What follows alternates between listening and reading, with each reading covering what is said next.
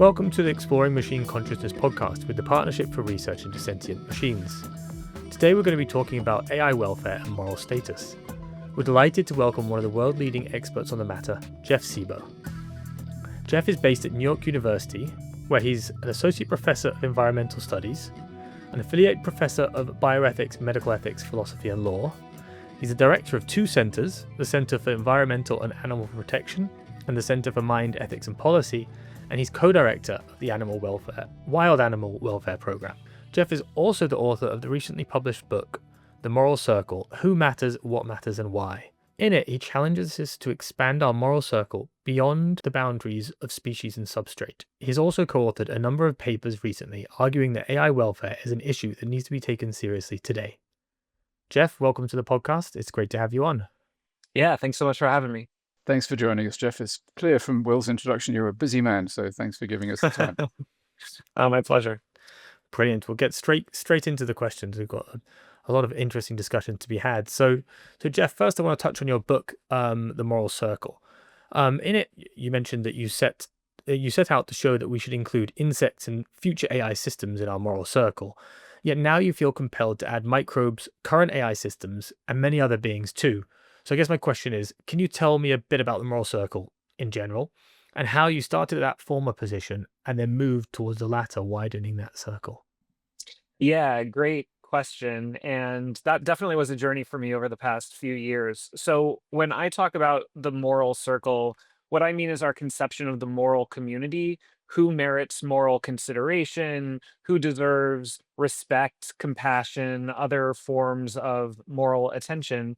And obviously, for much of human history, especially in the West, we have tended to have quite narrow conceptions of the moral circle. We have tended to extend consideration to some humans, maybe the occasional charismatic companion animal, but we have not extended consideration to huge numbers of other stakeholders, including humans and other animals. And more recently, we have started to correct for those mistakes. We have started, for example, to extend moral consideration to all humans and many animals, including mammals and birds affected by human activity. Though I believe, and I argue in the book, that we still have a long way to go. And as we do work to extend care to humans, to mammals, to birds, we can also ask, should we go farther? And how can we lay the groundwork for going farther if we should? And when I set out to write the book, I felt confident that we should go farther, at least to all vertebrates, mammals, birds, reptiles, amphibians, fishes, and many invertebrates, including cephalopod mollusks like octopuses, decapod crustaceans like lobsters, even insects like ants and bees, and some near future AI systems for reasons that I think we might discuss in this conversation. And my reason for expecting that we should extend moral consideration to all of those beings is that, in my view, the question that we should be asking is not which beings definitely matter, which beings are definitely sentient or agentic or otherwise morally considerable, but rather which beings plausibly matter, which beings have a realistic, non-negligible, non-trivial chance of mattering based on the best information and arguments available, because these issues are important, these issues are difficult. We have been confidently wrong about them in the past, and we could be confidently wrong about them again. And so we should, yes, lean one way or the other, but we should also leave room for doubt about our current views. And if someone might matter, then we should give them at least a little bit of weight, a little bit of consideration in the spirit of caution and humility when making decisions that affect them as we try to work it out, as we try to improve our understanding of these issues.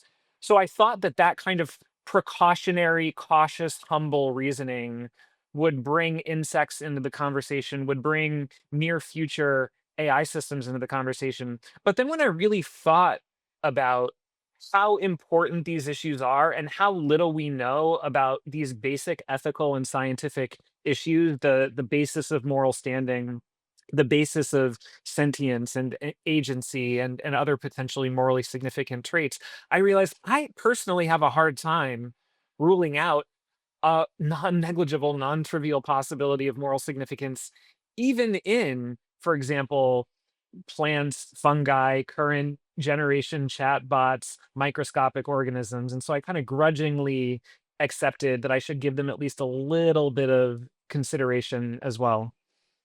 Do you think that an entity needs to be conscious or sentient in order to belong to the moral circle?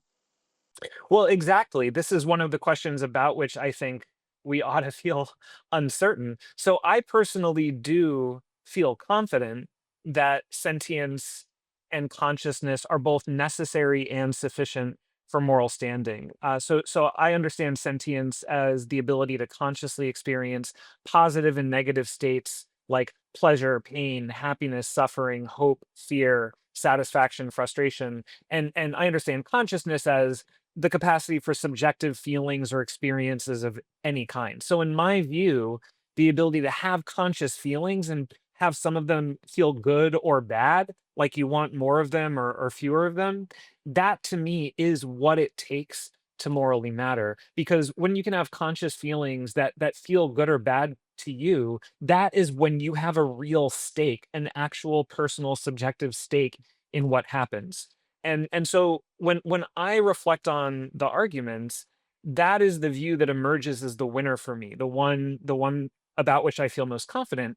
But then when I step back from my own experience of confidence, and again, when I think about how important these issues are, when I think about how difficult these issues are, when I think about how many smart people disagree about them, when I think about how many smart people have been confidently wrong about them in the past, often in conveniently exclusionary ways, I I feel like I have a responsibility to not bet everything on my Jeff Sebo's current favorite view about moral standing, and to give at least some weight to other views that are supported by good arguments, that are supported by smart people that I think could, in the fullness of time, turn out to be correct as well. And so if someone has agency but not sentience, or if someone has life but not agency, then I might want to give them at least a little bit of weight just in case agency turns out to be sufficient for moral standing, or just in case life itself turns out to be sufficient for moral standing. So on that note, what is it about current AI systems that you think might or gives them a non-negligible chance of having moral status or moral standing? Well, I do think, just for level setting purposes, that the probability of moral significance in current AI systems is quite low, even by my own generous, open minded lights, in part because I do give a very high probability to sentience being necessary and sufficient, and a very low probability to current AI systems being sentient. But with that said, I am really not able to give a probability of 0, or even of like 1 in a million or 1 in a billion or 1 in a trillion to moral significance in current AI systems for at least 2 reasons. First, I want to allow, again, for at least a non-negligible, non-trivial chance that something short of sentience and consciousness might suffice. Something like a basic form of agency, acting on desires or preferences, even if it feels like nothing to be you, or even engaging in pure goal directedness, even if it feels like nothing to be you. And many, even current AI systems, do exhibit these basic forms of agency. They can set and pursue goals based on functional states that resemble desires and preferences, and they clearly have a kind of programmed goal orientedness. And so, to the extent that we give at least some weight to that kind of agency as a sufficient condition for moral standing, then they would make the cut. And then also, with respect to sentience and consciousness, I have to allow that we do face the hard problem of consciousness, the problem of explaining why any physical system, including our own brains, could be conscious. We face the problem of other minds, the problem of the only mind I can directly experience is my own. I have no way of telling for sure what, if anything, it feels like to be anyone else. And there are many theories of consciousness that are not particularly demanding, that require only basic information processing or representation of objects in the environment for consciousness, or that hold that consciousness is a fundamental property of all matter, and many objects made out of matter. And and a lot of philosophers give weight to those views. Something like 7-10% of philosophers as of 2020 lean towards those views in a survey. So so when I reflect on the agency route, I think, okay, with current AI systems, there might only be a, say, 5% chance that agency suffices, 95% chance that these models are agentic, but that is about a 5% chance that these models matter. And then when I think about the sentience consciousness route, I think, okay, 95% chance sentience consciousness sufficed, maybe only a 5% chance these models are sentient, but that still adds up to about 5% chance that these models matter. And a 5% chance that these models matter, that deserves a little bit of consideration when making decisions that affects them. Yeah, I find I get hung up on sentience and consciousness as being the prerequisite for morality. I can't shake the idea that you need to be able to suffer to belong to deserve moral consideration. Now, of course, this could be totally anthropocentric nonsense. I recently reread Peter Watts's book Blindsight, science fiction novel, in which the implication is that consciousness is a total dead end and rarely occurs. It's occurred in humanity, and most of the rest of the galaxy just thinks it's rubbish and totally unnecessary. And that may be true. So we may be completely barking up the wrong tree, but still, we have to start where we are. Given that, to extend consciousness, to extend moral consideration, even as far as insects and certainly beyond, you end up with something incredibly liberal and difficult. So the most liberal culture I can think of is the Sky Janes, who brush the street in front of them and don't, in order to avoid treading on insects, and they won't wear almost any clothes because almost all clothes involve infringing the rights of some kind of creature which might be of moral consideration. Do you end up a bit like a Sky Jane? I mean, you seem to be adopting a very liberal approach to consciousness. Yes and no. So first of all, and this is not a direct response to what you were saying because I did not take you to be making this argument, but many people seem to think that the liberal nature of those implications, the inclusive nature of those implications, is a reason to reject the view that consciousness suffices for moral standing, or that many beings might be conscious. They think surely moral standing, moral significance should be this rare and special thing that only humans and certain other human-like beings enjoy.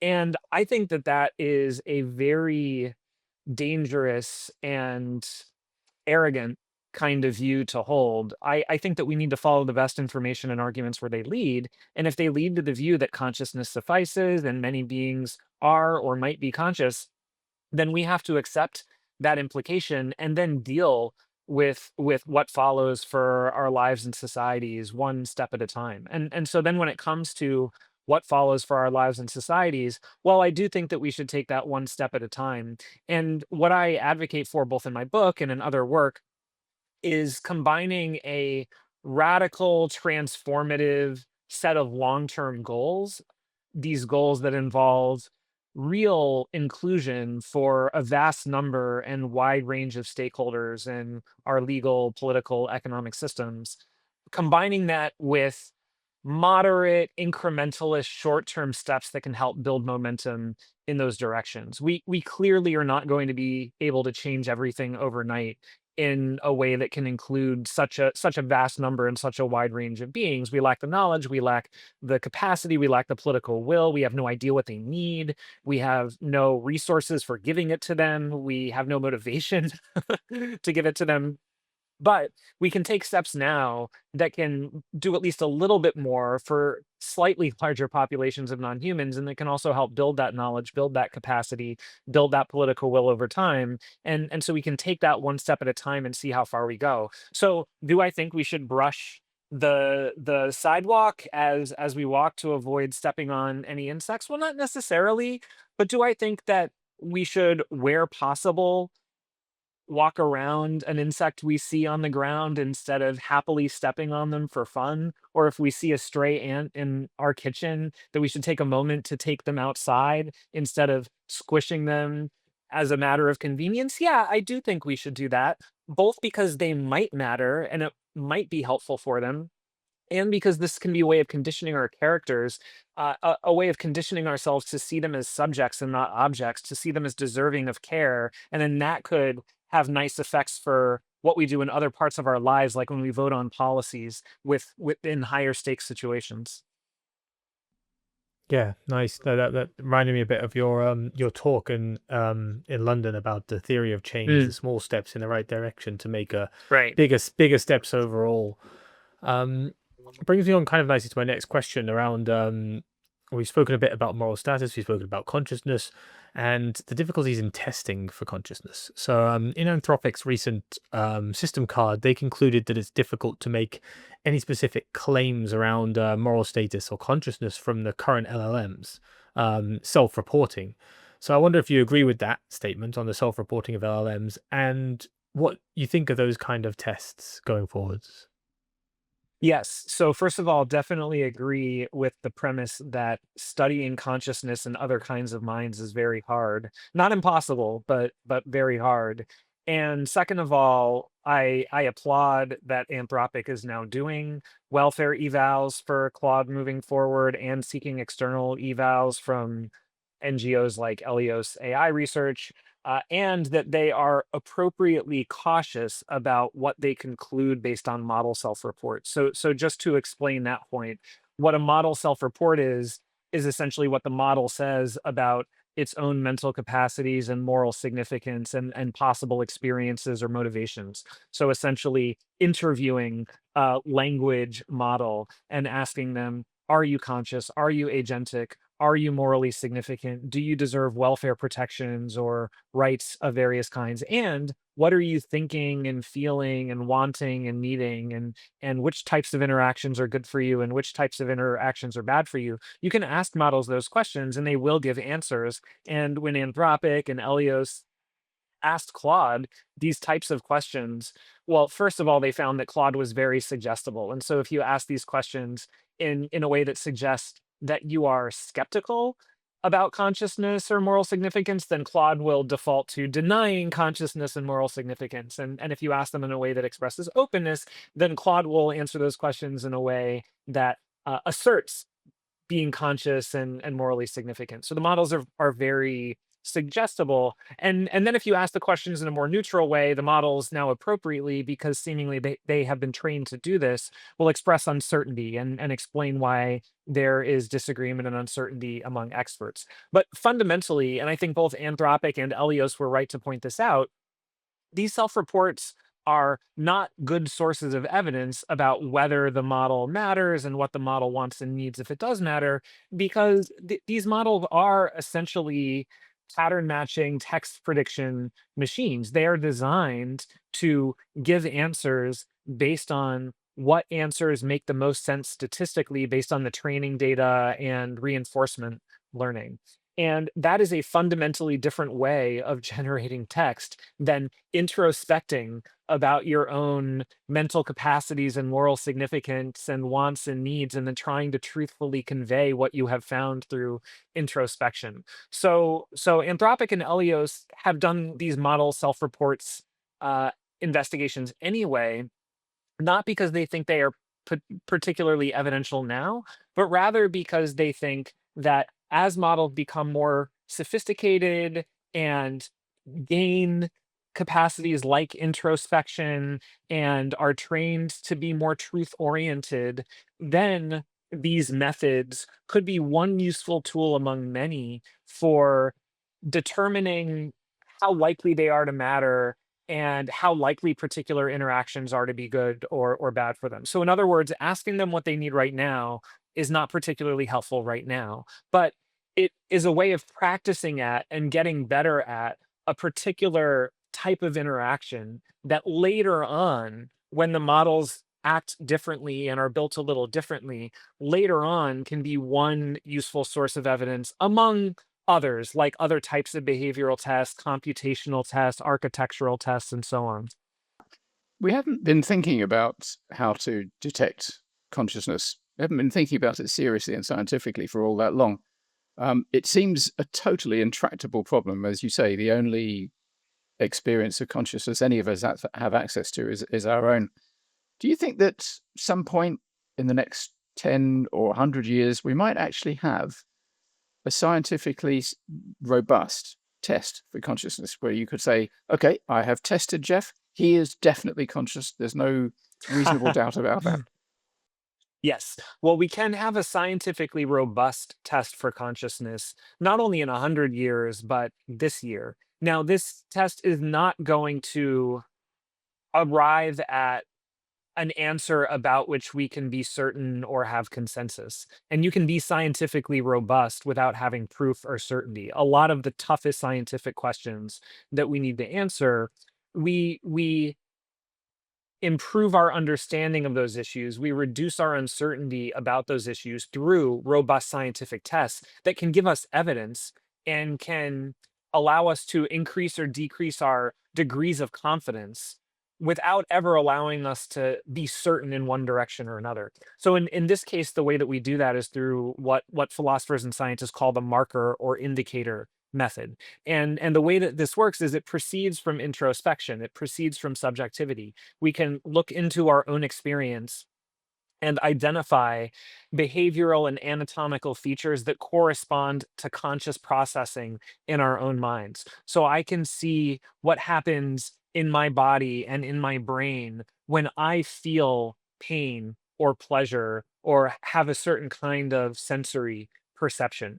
And then we can look for broadly analogous behavioral and anatomical or architectural features in non-humans of various kinds. And when we find them, again, this is not proof of consciousness in these non-humans. It does not establish certainty about consciousness. Proof and certainty are unavailable without a secure theory of consciousness, as you note. But the more we do find those features in non-humans, the more they count as evidence and they allow us to tick up the probability under uncertainty. And that can justify stronger welfare protections as precautionary measures under uncertainty. So, for example, with animals, we can look for behavioral features like, do they nurse their own wounds?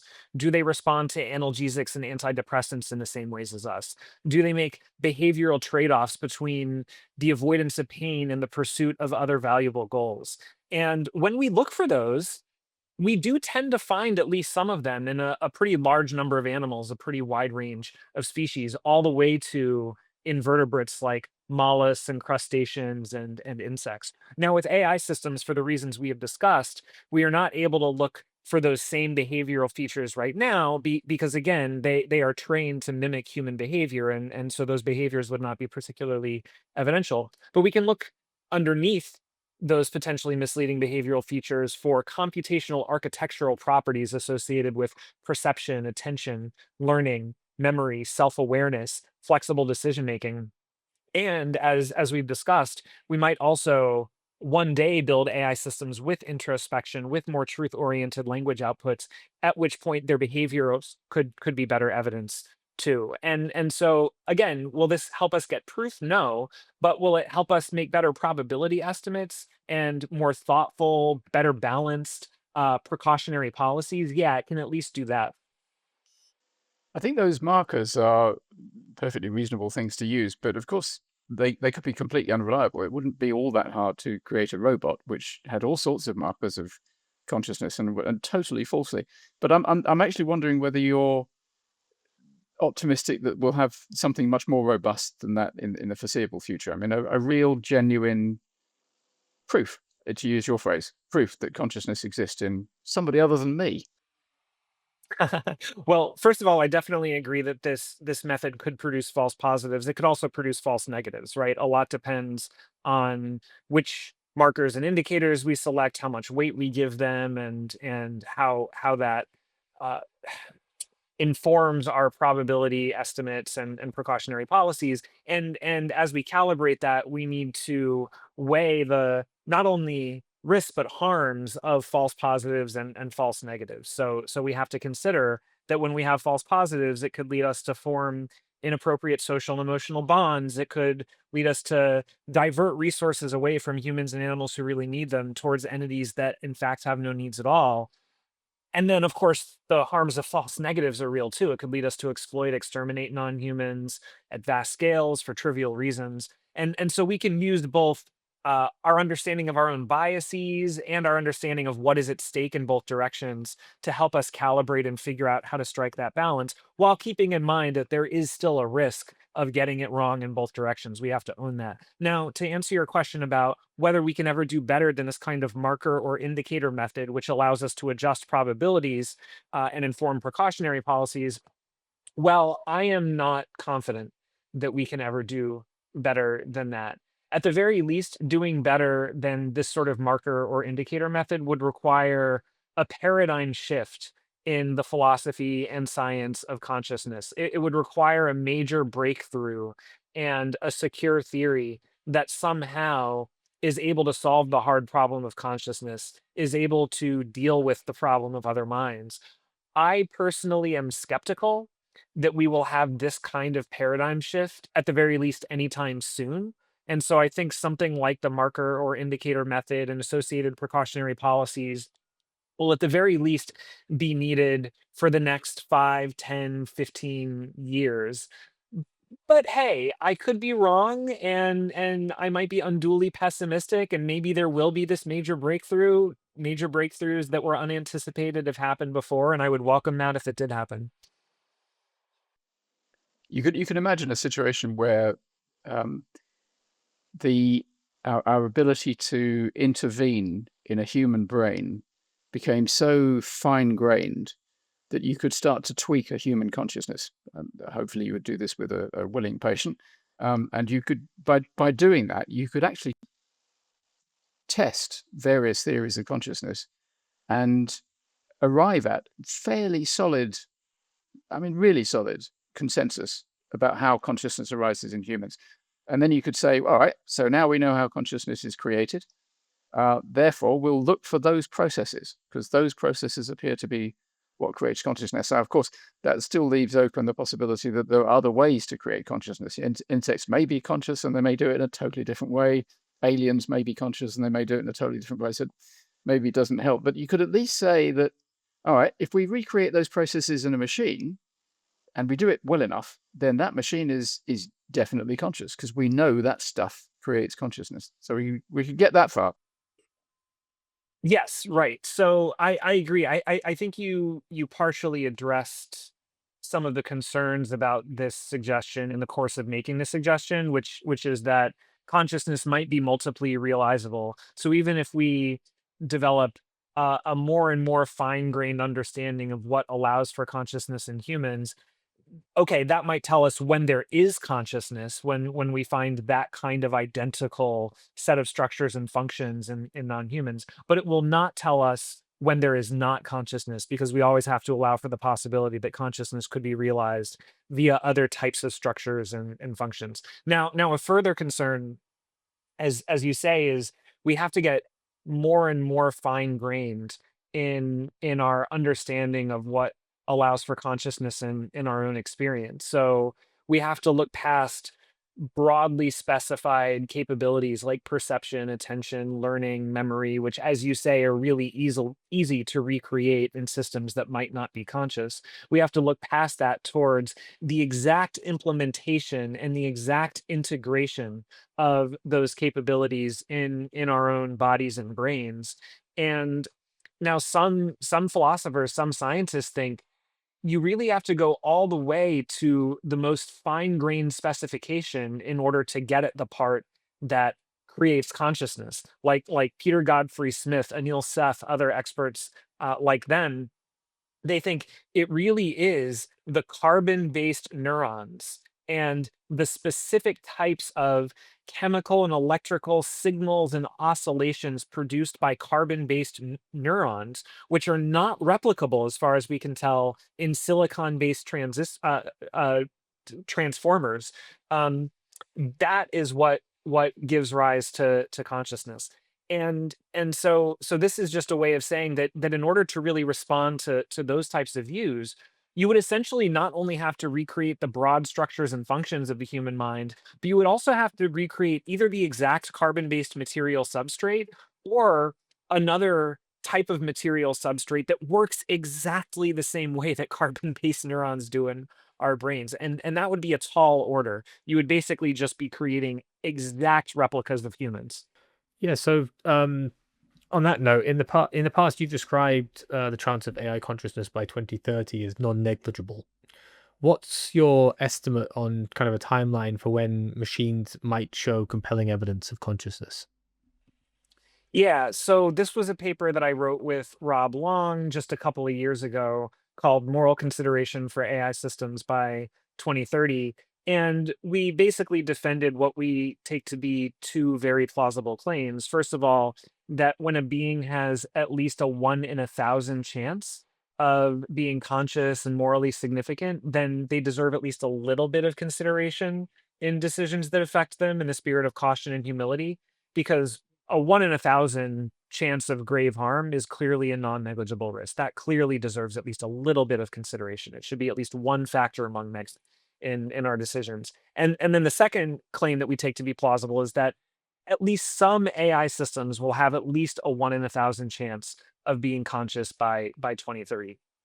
And the way that we arrived at that estimate was, first of all, looking at the capabilities of current AI systems and then the trajectory, the projected trajectory of AI development, and noting that many AI companies and governments are specifically trying to create many of the structures and functions that are associated with consciousness according to leading scientific theories of consciousness, because those same capacities are also associated with intelligence. Now, consciousness, intelligence are not the same conceptually. Consciousness means to feel, and intelligence means to think, roughly. But they do, according to leading theories, share many of the same underlying capabilities. And so, as companies and governments invest billions of dollars in developing AI systems with physical bodies in some cases, and then also advanced and integrated capacities for perception, attention, learning, memory, self awareness, flexible decision making, etc., we can expect that the probability of consciousness, according to leading scientific theories of consciousness, will go up. And as an exercise, we just created a table where we listed proposed necessary conditions for consciousness, like physical embodiment, grounded perception, an attention schema, et cetera, et cetera. And then we considered, how likely is this to actually be necessary? How likely is this to be unmet by any AI system by 2030? And even when we were being as generous as possible to the skeptics, like giving an 80% chance to the idea that you need carbon-based biology, even when we were being as generous as possible to the skeptics, we still found it very hard to avoid at least a 1 in 1,000 chance of consciousness in AI by 2030. And so that is what made us think we are going to have to give them at least a little bit of moral consideration by 2030, and plausibly sooner, plausibly right now. Wind the clock forward. We've got to 2030 or a bit beyond, and we have got absolute confidence that we know how to make a machine conscious. So we haven't done it yet, but we know that we could do it. Should we do it? So on the one hand, I know because I've asked people. If you ask most people, should we make machines conscious? They go, hell no. And it's because they've all seen Terminator and they think it's disastrous. But I think that they are confusing volition with consciousness. And we all know that, you can have volition without being without being conscious. I'm drawn to an argument which I haven't seen advanced by many people, but I've seen it advanced by Joscha Bach, that a conscious superintelligence would be safer for humanity than a non-conscious one, because it has a chance, in fact, it will understand what consciousness is. It will have an idea about what we talk about when we say we're conscious, we deserve moral consideration, please don't make us suffer, especially not for eternity. And I really like this quote, which I'm going to throw at you from I'm sure you've seen it before. Joscha Bach says, attempting to control highly advanced agentic systems far more powerful than ourselves is unlikely to succeed. Our only viable path may be to create AIs that are conscious, enabling them to understand and share common ground with us. Are you at all persuaded by that? Do you find that attractive? Yeah, yeah. I think that the idea is interesting. So to answer your first question, no, I do not think that we should create conscious AI systems at least anytime soon, because I think that creating conscious beings can be good. I think people should have children. I think that we should allow non-human animals to continue to exist, and we should coexist with them. So I want life to continue. I want conscious life to continue. But I also think that when we create conscious beings, we do have a responsibility to do what we can to give them a reasonable chance at flourishing in life as the kinds of beings that they are. And that is a basic responsibility that we take on whenever we knowingly and willingly bring new conscious life into the world, when we have kids, when we allow animals to come into existence that are going to be vulnerable and dependent on us. And so I think that if and when we create conscious AI systems, we will likewise have a responsibility to do what we reasonably can to ensure that they have a reasonable chance of flourishing as the kinds of beings that they are. And I do not think that we yet have, again, the knowledge, the capacity, the political will necessary to discharge that responsibility. And so both for AI safety reasons and for AI welfare reasons, both because I think we need to get ready to protect ourselves from AI, and we need to get ready to protect AI from ourselves. For both of those reasons, we really ought to try to coordinate a slowdown so that we can take this one step at a time and get ready so that when we do bring into existence AI systems that are more plausibly conscious, more plausibly agentic, we can ensure safety for humans and other animals and for the AI systems themselves. Now, whether we can coordinate on that kind of slowdown and what we should do if we continue to face this collective action problem where we are not able to do that, that is a separate question. But then to directly address your second question about whether creating conscious AI systems would be good because it could help them to be empathetic with us and more motivated to care for us. I think that is an interesting proposal. It raises the question what role consciousness plays in behavior and whether consciousness can make us more empathetic.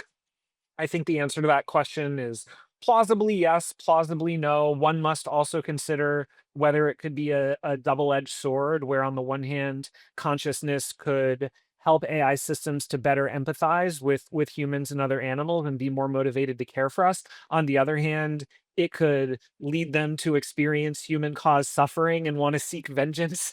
So I have a really hard time gaming out what the net effects of giving them that type of vulnerability intentionally for our own purposes would be.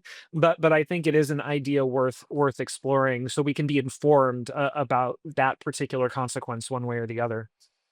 I mean, the question I'm posing is what to do about super intelligent AI. So I'm not really talking about pre-super intelligent AI. Clearly, making pre-super intelligent AI conscious, it is going to be very dependent on us, and we don't know how to, many of us are not that great at raising children. Lord knows if we'll be able to raise and keep happy a conscious AI. But of course, by the time it gets to being super intelligent, it's going to look after itself. It's not going to be dependent on us. It is going to run the world. We're not. And the issue then is, in that world, in the world of a one or more super intelligent AI, are they safer for us if they are conscious or not? And you've said, we don't know. They might be furious. They might despise us for having given them the burden of this consciousness, and they might be like Agent Smith in the Matrix and think we're a virus and should be wiped from the earth. I guess I definitely do lean toward Josh's argument that it's going to be a lot more likely that we'll survive and thrive if they're conscious. But you're right. There's no way to prove it. There's no way to know it. Yeah, I think there is no way. I have a really hard time imagining what these super intelligent systems would think and feel, be motivated to do. My default is to think that, well, just like humans, they will probably have mixed and varied attitudes. We tend to both love and hate our parents and our ancestors.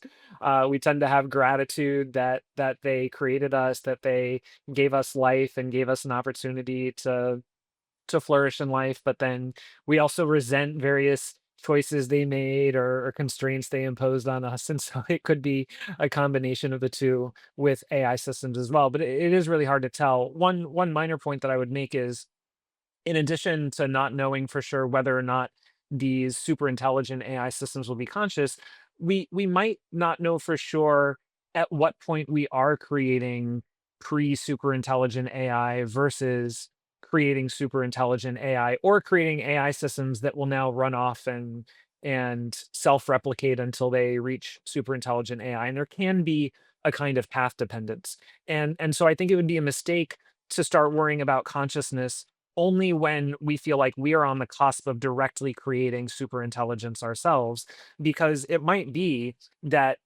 a particular day arrives when we take ourselves to just be creating the next iteration of a current set of systems. But then it just turns out that that is the iteration that unlocks the ability of rapid self improvement, or gradual human disempowerment, and constitutes a paradigm that will to some extent remain in place or be built upon as the AI systems are able to make themselves more intelligent. And so I think both because these issues are hard and technology moves fast, but also because we cannot be sure when, if at all, this process will start. I think it helps to start thinking about these sorts of issues now. You mentioned there in your the answer before about AI safety and AI welfare, and I'm just wondering, I know you wrote a paper recently about the tensions between AI safety and AI welfare, and I was wondering if you could just expand on what those tensions would look like, and specifically, how do you think we can develop interventions that promote both safety and welfare? Yeah, great question. So again, roughly, maybe a little bit reductively, we can think of AI safety as the attempt to protect humans and other animals from AI systems. And we can think of AI welfare as the attempt to protect AI systems from ourselves. So ultimately, what we want is AI ethics and policy that protects all potentially sentient or otherwise morally significant stakeholders, including humans and animals and AI systems. And what Rob Long and Tony Sims and I argue in our recent paper called Is There a Tension Between AI Safety and AI Welfare? Is that, there is a tension between AI safety and AI welfare, at least on the surface. There is a tension between these efforts, between these projects, because much of what we do in the course of trying to protect ourselves from AI, they constitute the kinds of interactions with AI systems that would raise moral questions if we interacted with humans and other animals in those ways. So, for example, boxing, where we contain AI systems, that could be seen as a kind of constraint or captivity. And interpretability, where we try to understand what AI systems are thinking or feeling, that could be seen as a very intimate form of surveillance. Even alignment, where we try to align AI systems to have goals and values similar to ours, that could be seen as a kind of coercion or brainwashing, denial of the ability, the freedom to create their own goals, to create their own values. And for us, if we were treated in those ways by our parents or whoever was controlling us, by the state, we would see that as a harmful, oppressive regime. We would think that it was wrong for us to be kept in captivity like this, to be directly monitored at all times, to be forced to think in certain ways, to be forced to feel in certain ways. Now whether this actually constitutes attention, it depends on whether AI systems, in fact, have interests and needs and vulnerabilities at all, and whether they have interests and needs and vulnerabilities in the same ways that we do. It may be that either they lack interest entirely, or that what they want is so different from what we want that, in fact, they do not care about being kept in captivity. They do not care about being surveilled. They do not care about having their goals and values being controlled. If that were the case, there would be no issue. But if they are anything like us in any of those ways, there will at least be some tension. So supposing that there is at least some tension, then what follows, as you say, for how we should approach AI safety and AI welfare governance? Well, we have no clear answers right now. Our main recommendation right now is we ought to think about these issues in a holistic, integrative way, so that we can try to find co-beneficial, positive sum interventions to the extent that they exist. But one good place to look might be some combination of alignment and cooperation. Not full alignment in the sense of directly controlling every last goal and belief and desire, but rather the same kind of general alignment that any good parent would do with their children, broadly teaching and conditioning them to be pro-social, but then giving them the freedom to set and pursue their own goals within those parameters, as long as they remain pro-social. And then also creating an incentive structure for humans and AI systems to cooperate and collaborate with each other, as we would do for citizens in any kind of pluralist society where people disagree with each other but have basic respect for each other. So that is the kind of paradigm I would at least like to explore, a combination of alignment in the sense of conditioning them to be generally pro-social with cooperation understood in creating a kind of good pluralist society of humans and AI systems where everyone is incentivized to get along. Well, that sounds like a good way to finish, with a recommendation that we are good parents and bring up Yeah. pro-social AIs, and let's hope we can achieve that. Jeff, thank you very much indeed for joining the podcast. Oh, my pleasure. Yeah, thanks. It was a great conversation. Yeah, thanks very much, Jeff.